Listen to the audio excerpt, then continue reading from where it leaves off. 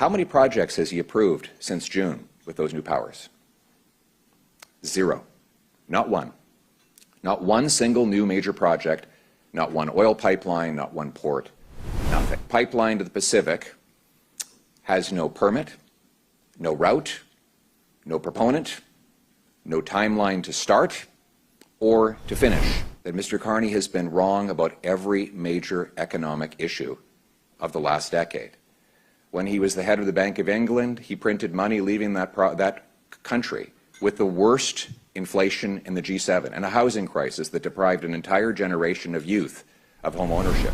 What all Mr. Carney's policies have in common is that they drive costs up and wages down for the working class people, and they drive wealth into the hands of a small group of well-connected political elites through subsidies, grants, and other payouts. Mark Carney has spent this entire campaign selling Canadians a story about his economic genius. But there is a parallel story, hiding in plain sight, built entirely from his own decisions. The gap between the promises and the results is not a coincidence. It is a pattern. And what comes next in this video will tell you everything about what Canada is heading into. Pay close attention to this. How many projects has he approved since June with those new powers? Zero. Not one. Not one single new major project, not one oil pipeline, not one port, nothing. And speaking of pipelines, that great symbol of our national sovereignty, after a year of Mark Carney's unprecedented speeds, the proposed pipeline to the Pacific has no permit, no route, no proponent, no timeline to start or to finish. What you just heard is not a political attack. It is a ledger entry. Mark Carney was granted emergency project approval powers in June, extraordinary authority that no previous prime minister had wielded in peacetime, and the count stands at 0. Context matters here. That Pacific Pipeline was framed by Carney himself as a sovereignty project, a direct economic counter to American trade pressure. It was supposed to be the centerpiece of his country-over-party platform, but there is no permit, no route, no company willing to build it, no start date, no finish date. What Canadians are watching is not a delay. It is a disappearing act performed in slow motion. The powers are real. The urgency was real. But the pipeline exists only in press releases. And here's the question that every Canadian working in the energy sector is now asking in private. If Carney cannot move the needle on a project he personally championed, what exactly are those emergency powers for? That Mr. Carney has been wrong about every major economic issue of the last decade. When he was the head of the Bank of England, he printed money leaving that country with the worst inflation in the G7 and a housing crisis that deprived an entire generation of youth of home ownership. He wrongly predicted that COVID would cause deflation, that prices would drop, and the result was that he advised governments to print copious amounts of money, giving us the worst inflation in 40 years. The pipeline failure is a symptom. This is the disease. Mark Carney's tenure at the Bank of England is a case study in what economists call credentialed overconfidence, the kind of authority that crowds out dissent and turns bad forecasts into policy disasters. When Carney took the Bank of England governorship in 2013, he arrived with a global reputation. When he left in 2020, the UK was already on the path to the worst inflation in the G7. The housing crisis he helped architect did not just raise prices, it structurally locked an entire generation out of home ownership. That is not a footnote. That is the defining economic injury of a country's youth. Then COVID hits. Carney, in his advisory capacity, calls deflation. Governments print money on that forecast. The result? 40-year inflation highs across the developed world. That is 2 consecutive macro calls of historic magnitude, both wrong, both devastating. And now the man who made those calls is running Canada's economy. What does that tell you about where this is heading? The COVID deflation forecast is arguably the most consequential economic miscalculation of the 21st century, and Carney's fingerprints are on it. When COVID hit in March 2020, the dominant concern among mainstream economists was a deflationary spiral. Demand crashes, prices fall, depression follows. Carney was among the voices reinforcing that framework. Governments responded by deploying the largest monetary stimulus packages in peacetime history. Canada alone injected over $340 billion in COVID relief spending. The Bank of Canada dropped rates to near zero. And then supply chains didn't recover as predicted. Energy prices spiked. Labor markets tightened. The deflation scenario never arrived. Instead, Canada saw its highest inflation since 1983, peaking at 8.1% in June 2022. That is not a rounding error. That is a policy error of generational scale, built in part on a forecast Carney promoted. The boasting to results gap Poilievre referenced is not political rhetoric. It is a ratio. And right now in Canada, that ratio is widening every month. The gap between Mr. Carney's boasting and his results is perhaps unprecedented. As Daniel Boorstin said, the greatest enemy of knowledge is not ignorance, it is the illusion of knowledge.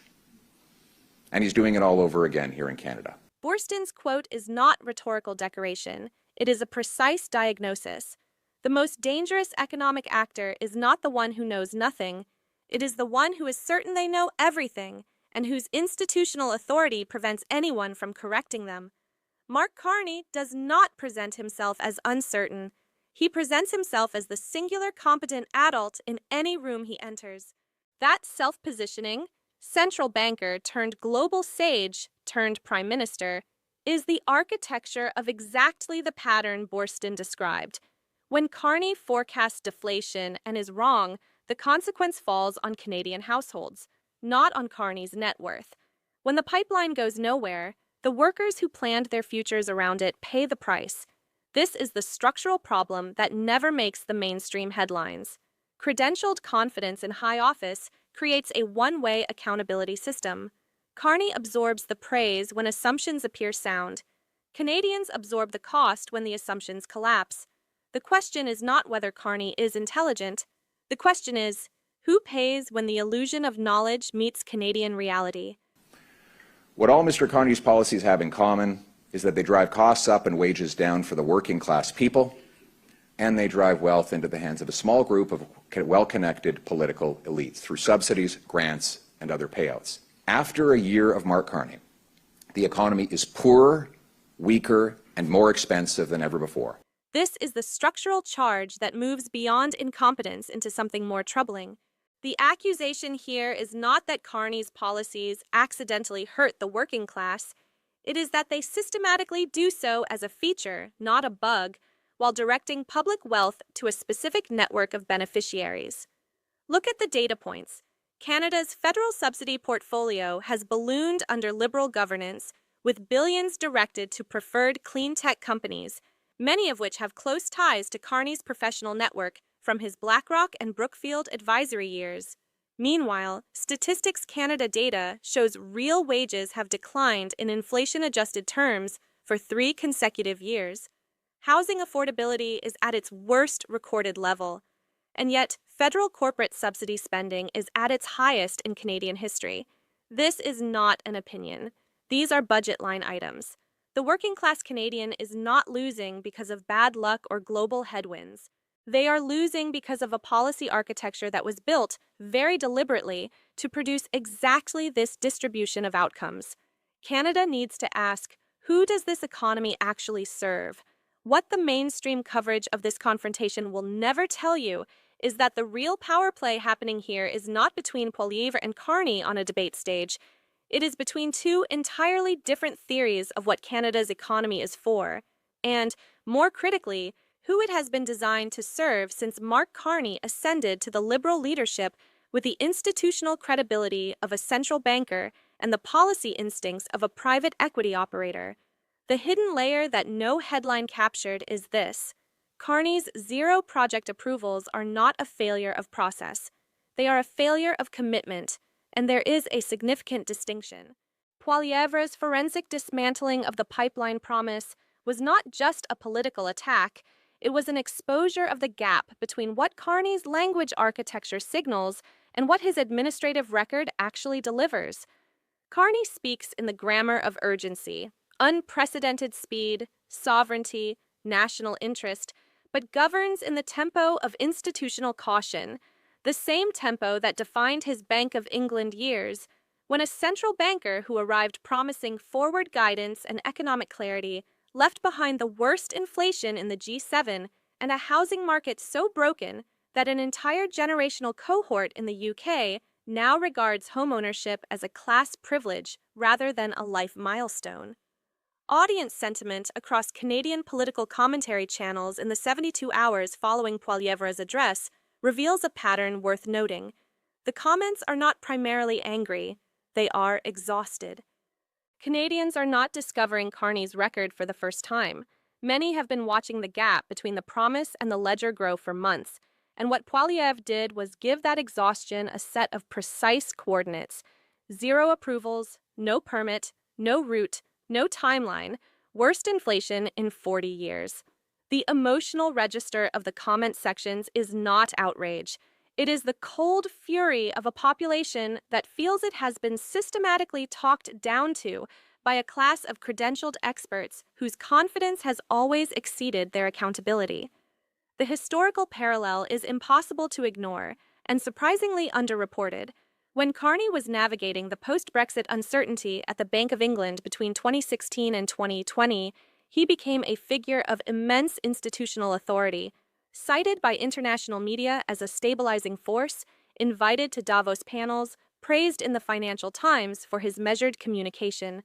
And yet the structural conditions he oversaw during that period, ultra-low interest rates held far too long, quantitative easing extended beyond its utility window, a housing market allowed to hyperinflate on cheap debt, created the exact preconditions for the inflationary crisis that detonated in 2021 and 2022. Canada is now watching a near-identical policy architecture being assembled: low-rate dependency, public subsidy expansion, regulatory obstruction of the energy sector dressed in sovereignty language, and a communications strategy built on projecting competence rather than delivering results. There is also an external data point that deepens this picture considerably. The IMF's April 2026 World Economic Outlook downgraded Canada's growth forecast to 1.4% for 2026, citing weak business investment, trade uncertainty driven by U.S. tariff policy, and structural productivity decline, precisely the conditions Poilievre described as an entrepreneurial drought. The IMF is not a partisan institution. It does not use the language of opposition politics, and yet its assessment of Canada's economic trajectory aligns almost point for point with the ledger Poilievre laid out. That is not a coincidence. That is a convergence of evidence that should be disquieting to every Canadian, regardless of political affiliation. What this video has traced is not a single bad policy decision or an unlucky term in office. It is a pattern, visible across 2 countries and 2 decades, of a specific kind of expert class governance that consistently redistributes economic pain downward while consolidating economic opportunity upward, always dressed in the language of necessity, always defended with the grammar of credentialism. The Boorstein line Poilievre deployed was not rhetorical flourish. It was an autopsy report on a governing style. And the lingering question that every Canadian needs to sit with tonight is not whether Mark Carney is intelligent, it is whether Canada can afford another decade of being governed by the illusion of intelligence. While the pipeline stays unpermitted, the housing stays unaffordable, the wages stay stagnant, and the well-connected stay wealthy. If the Bank of England is any guide to what comes next, Canada, you should be very, very worried. Thanks for watching. If this broke down what the mainstream missed, subscribe, share, and drop your take in the comments. Is Carney's economic record disqualifying? Or is Poilievre overstating the damage? The debate starts below.